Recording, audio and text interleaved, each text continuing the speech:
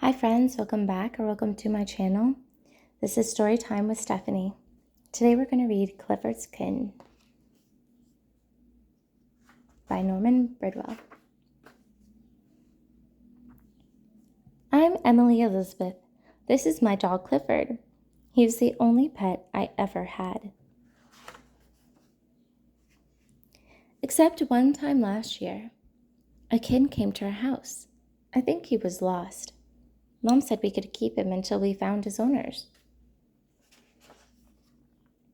He was so small that Mom said he could sleep in my room.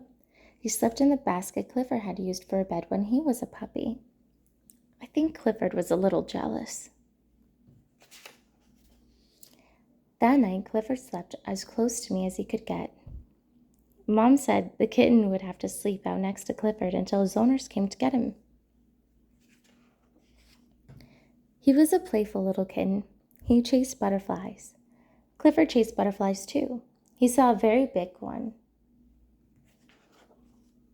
He caught it. Dad paid the boy for his kite. Kittens loved to play with spools. Clifford had never played with a spool. He found one in the street. Oh my, Clifford was too strong. We bought fancy cat foods. The kitten just turned up his nose at them. Thank goodness Clifford isn't a picky eater. I took the kitten for a ride in my doll carriage. I never did that for Clifford. Clifford wanted a ride too.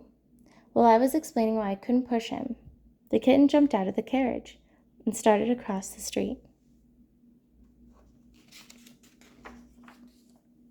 Clifford was right there.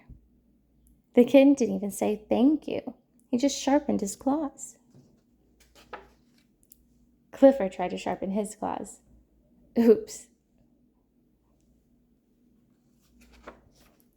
While Clifford was busy putting the light pole back, a big dog came into our yard and growled at the kitten. He didn't notice Clifford. The big dog decided to go back to his house to play. While I was hugging the kitten, a little boy rode up. He said, "Oh, you found my cat. Thank you. I've been looking all over for him." That sure was a cute kitten. I hated to see him go.